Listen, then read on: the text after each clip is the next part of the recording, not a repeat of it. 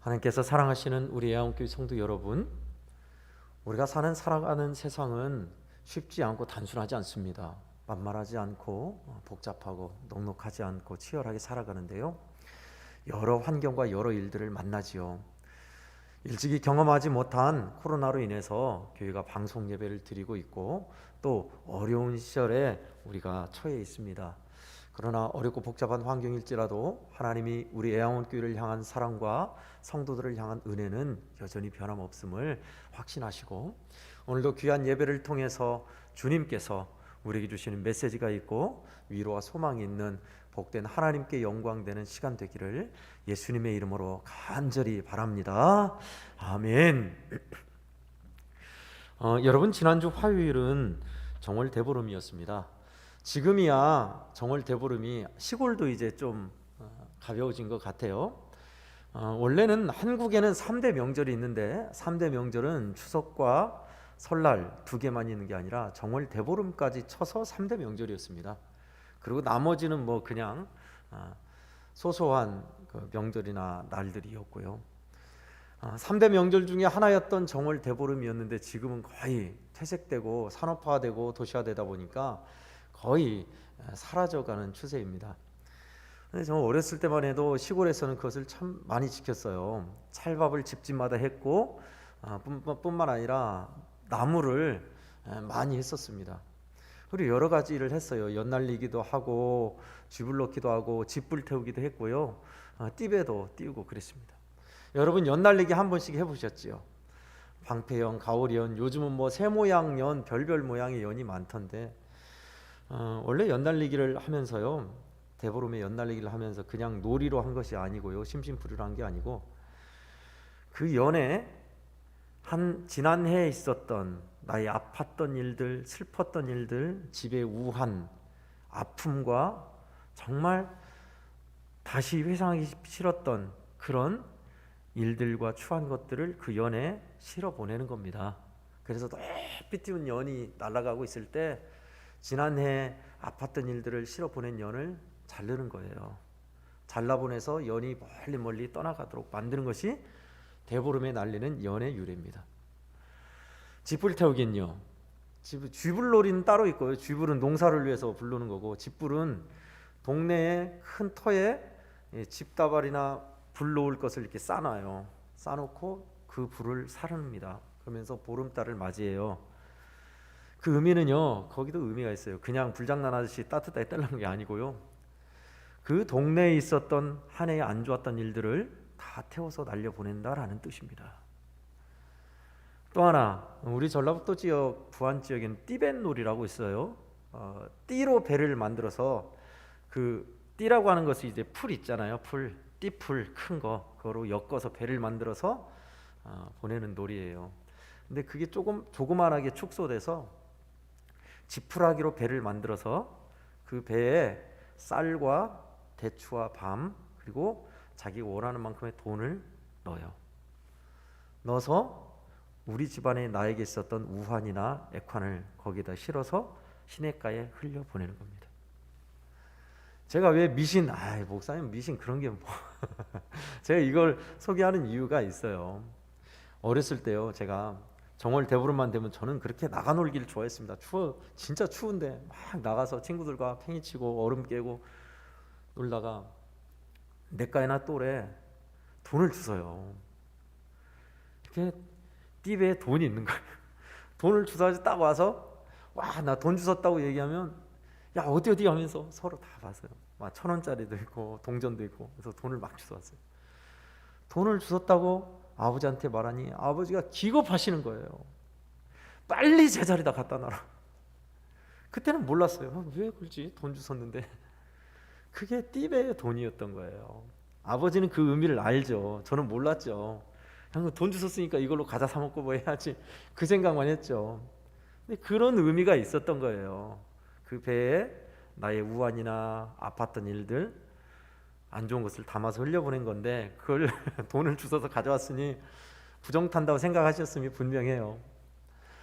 제가 왜 이런 미신, 우리 향토적인 미신 무속같이 그런 비슷한 것을 소개하냐면요, 여러분, 오늘 본문이 참 그것하고 너무 닮았어요. 우리 기독교에 있어서 이제 레위기는 예배 전에 예식과 규정, 백성들이 지켜야 할 규례를 적어 놓은 책인데요. 속죄일이라고 이스라엘 백성은 1년에 한 번 큰 명절 중에 대속죄일이 있어요. 초막절 전에 달력으로 7월 10날에 대속죄일을 행사를 치릅니다. 그건 뭐냐면 1년에 딱 한 번 대제사장이 백성들의 모든 죄를 가지고 피 뿌려서 사함을 인정받는 절기예요.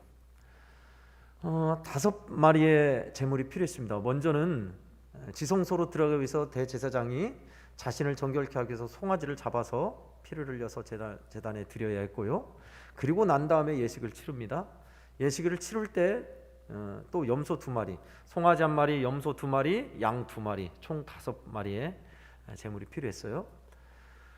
그 다음에 송아지는 자기와 자기 대제사장의 가족들을 위해서 사죄하고 피 흘림으로, 그리고 나서 진행할 때 제비를 뽑아서 1마리는 하나님 앞에 바칠 염소, 1마리는 아사셀 염소로 뽑았어요.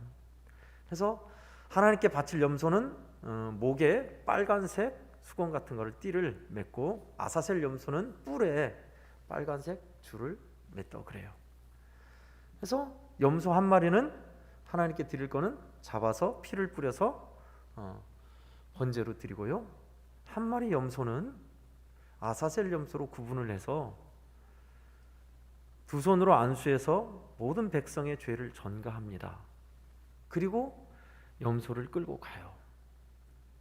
동네를 한 바퀴 돌거나 예루살렘은 돌고 예루살렘 영문 밖으로 데리고 가요. 인적이 없는 곳까지 데려갑니다. 그래서 사람이 없는 곳에, 더 이상 살기 힘든 곳에 놔줘요. 그게 아사셀 염소예요. 그리고 와서 죽은 걸 확인하고, 아사셀 염소가 잡혀 먹거나 죽은 걸 확인하고 와서 번제를 드려요. 하나는 속죄제로 양을 잡고 하나는 번제로 양을 잡아서 드리고, 세마포 옷을 입습니다. 모든 예식에 보통 대제사장 옷은 화려한 에봇이 있고 화려한 옷인데 하얀 세마포 옷을 그때는 입어요.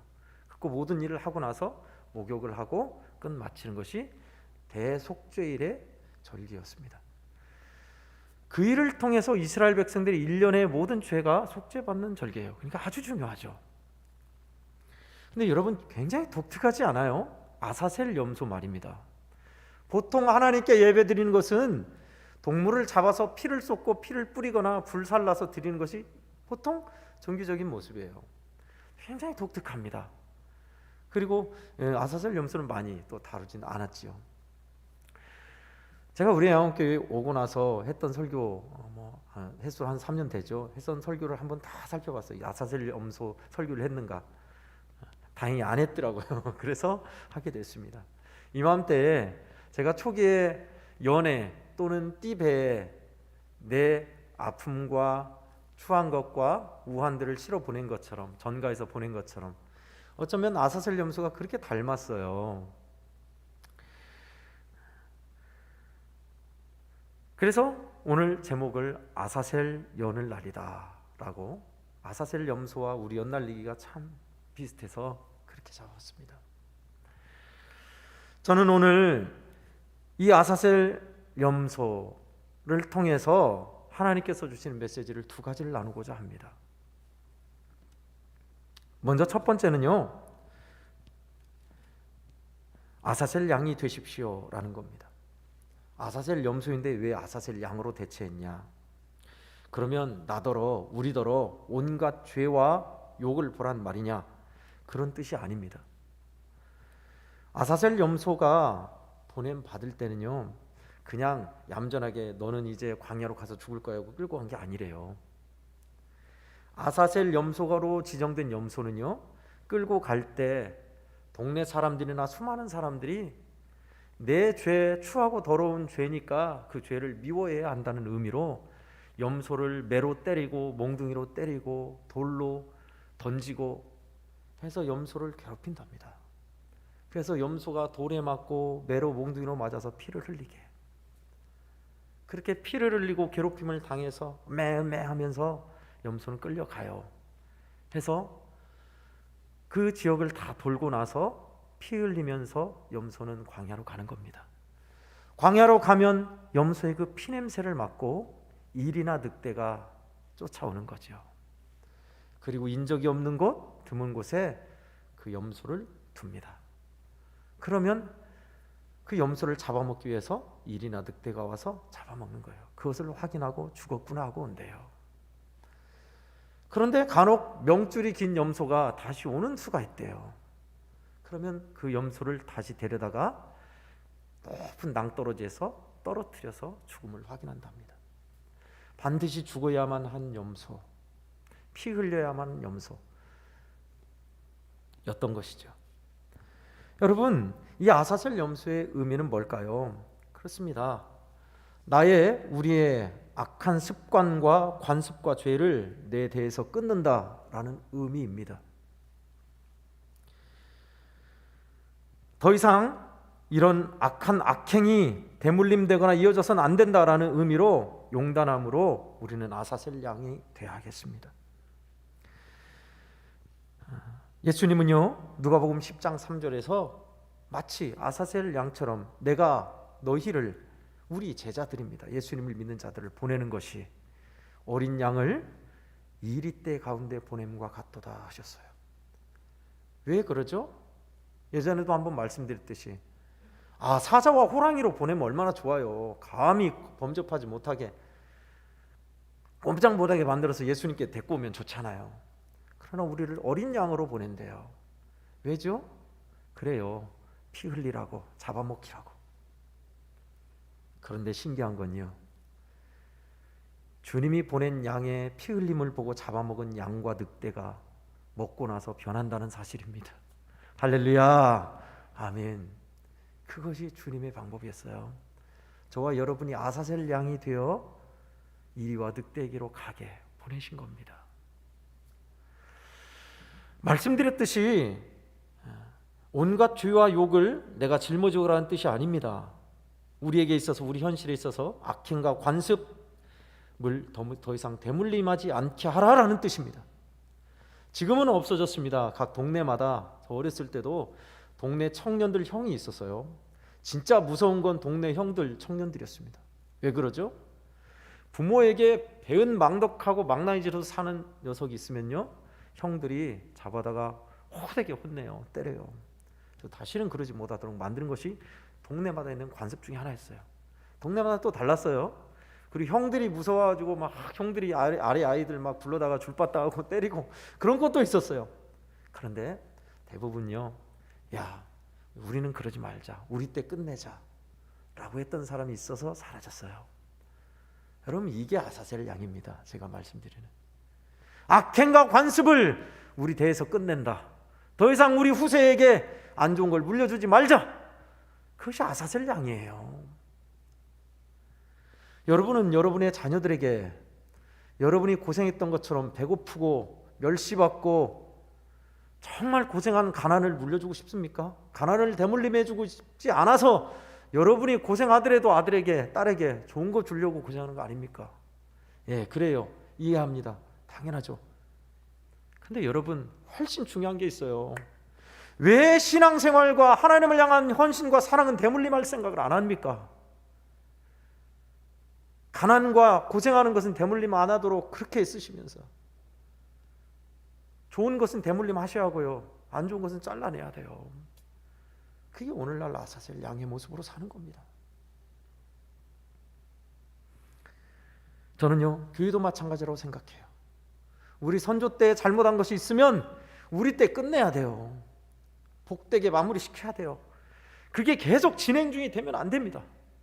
우리 때의 분열과 다툼, 아픔 끝내야 합니다. 우리 후대에는 사랑과 화평을 이루는 교회의 모습 물려줘야죠. 우리 때 끊어야 돼요. 힘들고 어려워도.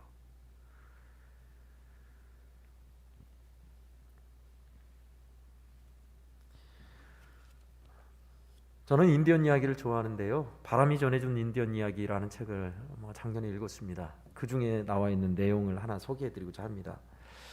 인디언 부족은 여러 부족이 있어요. 아주 많은 부족이 있습니다. 용맹하기로 유명한 부족은 아파치족, 그러니까 우리나라로 치자면 미국의 남서쪽에 전라도 지역에 좀 비슷한 그 쪽이에요. 아파치족이 가장 용맹하기로 유명했죠.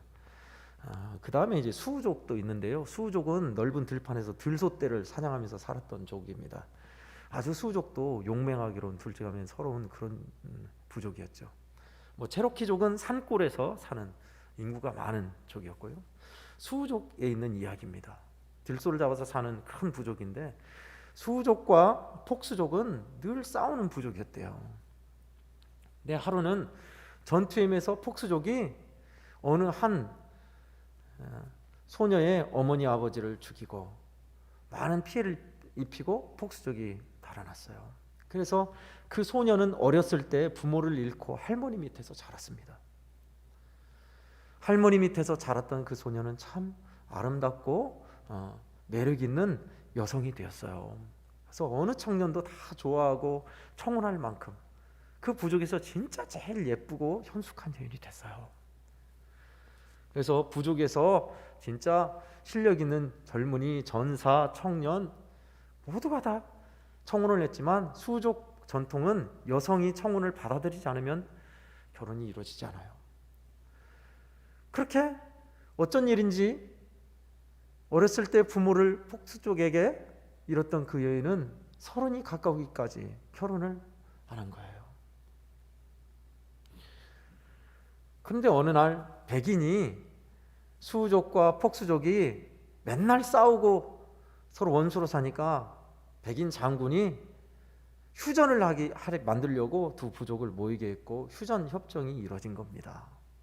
그 휴전 협정에서 서로 휴전을 맺고 우리 전쟁을 휴자하는 협정에서 그 폭스족의 한 고귀한 청년이 그 부모를 잃은 그 여인 말이죠. 그 여인을 좋아하게 됐어요. 그 여인은 도안타라는 이름이었는데 도안타 여인을 좋아하게 됐어요. 폭스족의 그 청년이, 고귀한 청년이. 그러면서 청혼을 했습니다. 내가 당신을 좋아하니 나와 결혼해 주시오. 그런데 그렇게 자기 수족에서 좋다고 말했던 폭스족을 많이 죽였다 하고 무운을 자랑했던 전사나 지혜가 뛰어난 청년이나 부자 청년이나 다 청혼을 거절하더니 이 도안타가 자기 부모님을 죽인 부족의 뛰어난 청년에게 반해가지고 간 거예요. 그 소식을 수우족의 청년들이 듣고 다 분개했습니다. 그럴 수가 있냐? 우리 원수 적에게 그렇게 갈 수가 있냐? 하면서 실망하고 낙담한 이들이 한둘이 아니었고 그랬습니다. 뒤숭숭했습니다. 그러자 그 소녀를 키웠던 도안타를 키웠던 할머니가 얘기를 한 거예요. 젊은이들이여 실망하거나 분개하지 마십시오. 그 아이는 어른이 되면서부터 품은 뜻이 있었습니다. 어렸을 때 자기 부모를 죽였던 폭스족을 그는 한 번도 원망하지 않았습니다. 그리고 서로 부족이 싸우고 다투면서 이렇게 비극이 일어난 것을 멈추고 싶어 했습니다. 그래서 생각하다 끝에 그는 우리가 혈연지간으로 맺어지면 전쟁이 끝나리라 생각하고 그렇게 마음먹고 있었던 것이었습니다. 그 얘기를 한 거예요. 부모를 죽인 부족의 청년에게 시집을 가서 서로 혈연관계로 맺어서 더 이상 전쟁을 멈추게 하려고. 다음 날에 폭스족의 초대장을 들고 많은 예복을 입은 사람들이 왔어요. 두 사람의 결혼을 축하해 주러 오십시오.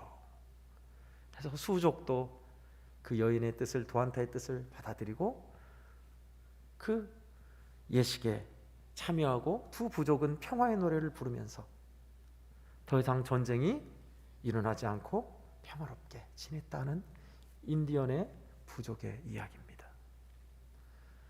여러분, 이 도안타라는 이 소녀가 아름다운 여성이 되어서 자기 부모님을 죽인 부족의 청년의 청혼을 받아들이고 간 것은요, 참 저는 아사셀 양처럼 느껴지더라고요. 더 이상의 전쟁을 여기에서 끝낸다. 여러분, 우리 예수 믿는 사람들이 이렇게 살아야 돼요. 안 좋은 악행과 관습을 끊어버리는 사람, 그 일을 위해서 힘쓰는 사람 뿐만 아니라 좋은 것, 필요한 것, 바꿔야 할 것을 새롭게 이어주고 전승하는 사람 말입니다. 작은 이야기입니다만은 대보름만 되면 사람들이 올 여름이 얼마나 더울까를 예측하면서 내 더위 사가라, 내 더위 떠나라 라고 더위를 팝니다. 저는 이번에 방법을 좀 달리 했어요. 우리 전사님한테 저를 불러달라 해가지고 전사님 더위를 제가 샀습니다. 시원하게 보내세요 하고 제 아내 더위도 제가 샀습니다. 저야 가까운 에어컨이 있는 데서 사니까 시원하잖아요. 한번 그래 봤어요. 그러고 싶더라고요. 저와 우리 애양옥교회 성도들은 예수 그리스도의 귀하신 뜻을 받들어서 아사셀 양처럼, 보냄받은 양처럼 사셔서 악행과 죄악이 추한 것이 끊어지고 하나님께서 주시는 은혜와 기쁨과 좋은 것을 전수하는 매개체가 되는 그런 아사셀 양이 되시기를 예수님 이름으로 축원합니다. 아멘. 두 번째는요, 예수 그리스도로 충분한 사람 되십시오라는 겁니다. 보라, 세상 죄를 지고 가는 하나님의 어린 양이로다. 요한복음 1장 29절은 그렇게 예수님에 대해서 표현하고 있습니다. 세상 죄를 전가받아서 지고 가는 어린 양, 그것이 주님의 모습이었습니다. 아사셀 염소를 보면서 여러분 예수님이 생각나지 않았어요? 많은 이들에게 실어버린 바 되어서 피 흘리며 올라가서 예루살렘 성 영문 밖 골고다에서 피 흘리며 죽으셨던 예수님, 많은 이들에게 죽어버려라, 멀리 떠나라 라고 말하며 보냄받았던, 피 흘리며 끌려갔던 아사셀 염소. 많은 신학자들이 아사셀 염소를 예수 그리스도로 많이 예표한다고 이야기합니다. 광야에서 40일 동안 금식하고 예루살렘에서 채찍과 피 흘림으로 끌려가서 영문 밖에서 골고다에서 피 흘려 죽었던 예수 그리스도, 우리의 죄악을 짊어지고 가셨던 예수 그리스도를 말입니다. 그렇습니다. 오늘 아사셀 염소, 대속죄일의 아사셀 염소는 예수 그리스도를 예표합니다. 여러분, 그런데 이 대속죄일, 우리 대보름의 풍습과 약간 비슷한 것을 소개하면서 제가 이런 풍습을 복원하자는 뜻이 아니에요. 이렇게 1년에 한 번씩 속죄를, 우리가 하나님께 대속죄 회개의 기간을 갖자라는 뜻이 아니에요. 왜 그러죠?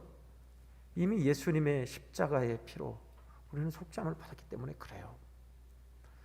그런데 중요한 것은요, 한 해 한 해 2018년, 2019년, 2020년, 2021년 돌아보면 내가 지은 죄가 점점점 많아지는지 아니면 점점점 줄어들고 있는지, 그거는 우리는 봐야 할 것 같아요. 왜 그러죠? 죄가 점점 많아지거나 더 강해지는 건 왜 그러죠? 그렇습니다. 예수 그리스도 속죄하신 어린 양이 우리 안에서 놀랍게 작동하거나 역사하지 못하기 때문에 그래요. 이스라엘이 왜 망했죠? 저는 오늘 본문을 통해서 대속죄일 하나만 제대로 지켰어도 이스라엘은 망하지 않았겠다라는 생각이 들더라고요. 그러잖아요. 내 죄를 짊어지고 가는 아사셀 염소를 보고, 또 나 때문에 죽고 피 흘리는 송아지나 양을 볼 때 내 죄를 적어도 반추하고 인식하면서 그래서는 안 되겠구나 하고 산다면 죄가 더 많아지겠어요? 줄어들죠. 그게 제대로 작동한 속죄의 날이에요. 여러분, 우리 예수 믿는 사람들도 마찬가지 아닐까요?